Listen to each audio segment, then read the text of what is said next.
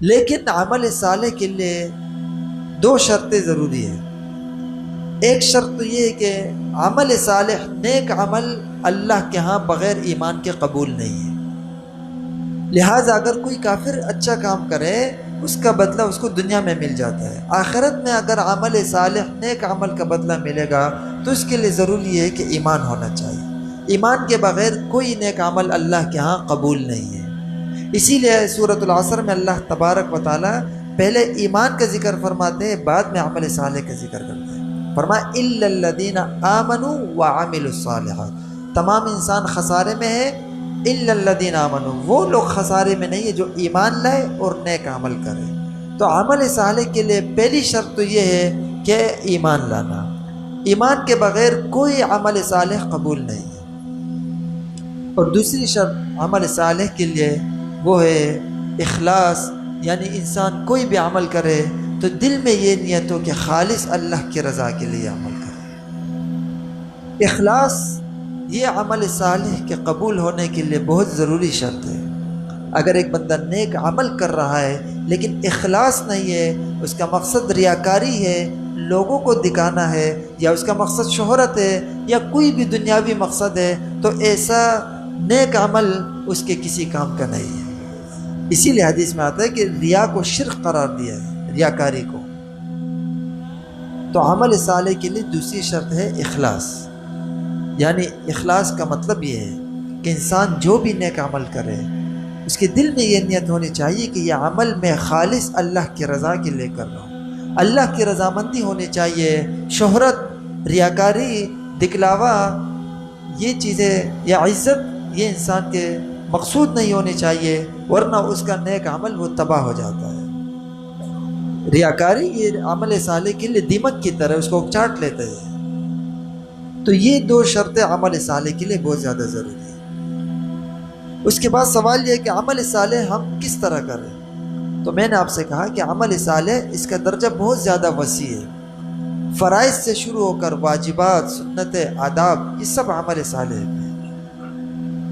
اور اسلام میں تو عمل صالح کا دائرہ اتنا وسیع ہے کہ آپ صلی اللہ علیہ وسلم کی حدیث سے مبارکہ اگر ہم پڑھیں تو یہاں تک آتا ہے کہ اگر راستے سے ایک انسان تکلیف دہ چیز ہٹا دے، آپ صلی اللہ علیہ وسلم نے فرمایا یہ بھی صدقہ ہے۔ اور یہاں تک فرمایا کہ اگر کوئی بندہ اپنے مسلمان بھائی سے مسکرا کر بات کرے، اچھے اخلاق کے ساتھ بات کرے، اچھے منہ کے ساتھ بات کرے، آپ صلی اللہ علیہ وسلم نے فرمایا یہ بھی صدقہ ہے۔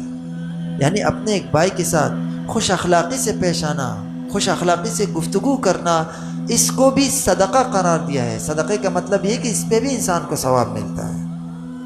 تو اسلام میں تو عمل صالح کا درجہ بہت وسیع ہے۔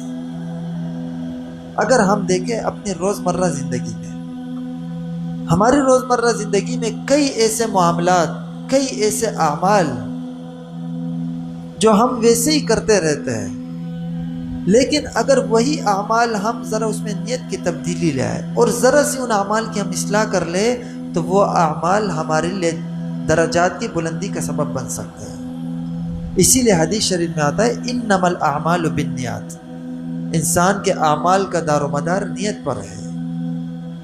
یعنی انسان کوئی بھی عمل کرے، نیت اس کی کیا ہے اس عمل سے۔ اللہ تبارک و تعالی حدیث شریف میں آتے ہیں ان اللہ لا ينظر الى صورکم واموالکم ولکن ينظر الى قلوبکم واعمالکم۔ آپ صلی اللہ علیہ وسلم نے فرمایا اللہ تبارک و تعالی تمہاری صورتوں کو نہیں دیکھتا، اللہ یہ نہیں دیکھتا کون حسین ہے اور کون بدصورت ہے، کیونکہ شکلیں تو اللہ نے بنائی ہے۔ اگر حسین ہے تو اس کی شکل بھی اللہ نے بنائی، بدصورت ہے اس کی شکل بھی اللہ نے بنائی۔ انسان کا اس میں ذرہ برابر اختیار نہیں ہے، شکل اللہ نے بنائی، کسی کو حسن دیا ہے، کسی کو بدصورتی دی ہے، لہٰذا یہ تو فخر کرنے کی چیز ہی نہیں ہے، کیونکہ ایک چیز جو انسان کے اختیار میں ہی نہ ہوتی اس پہ انسان کیا فخر کرے۔ اور فرمایا اور تمہارے اموال کو نہیں دیکھتا، مال نہیں دیکھتا اللہ کہ کس کے پاس زیادہ مال ہے، کس کے پاس کم مال ہے، کیونکہ یہ بھی اللہ کی طرف سے دیا ہوا ہے۔ خود قرآن میں اللہ نے فرمایا واللہ فضل بعضکم علی بعض فی الرزق، اللہ تبارک و تعالیٰ تم میں سے بعض کو بعض پر فضیلت دیتا ہے، فوقیت دیتا ہے، بڑھوتری دیتا ہے فی الرزق، رزق کے معاملے میں۔ لہٰذا کسی کو زیادہ رزق دیا، کسی کو کم رزق، یہ تقسیم بھی اللہ کی طرف سے ہے۔ اسی لیے انسان کو ان چیزوں میں نہیں جانچا جاتا. انسان کا امتحان رزق اور حسن میں نہیں لیا جاتا، مال میں نہیں لیا جاتا.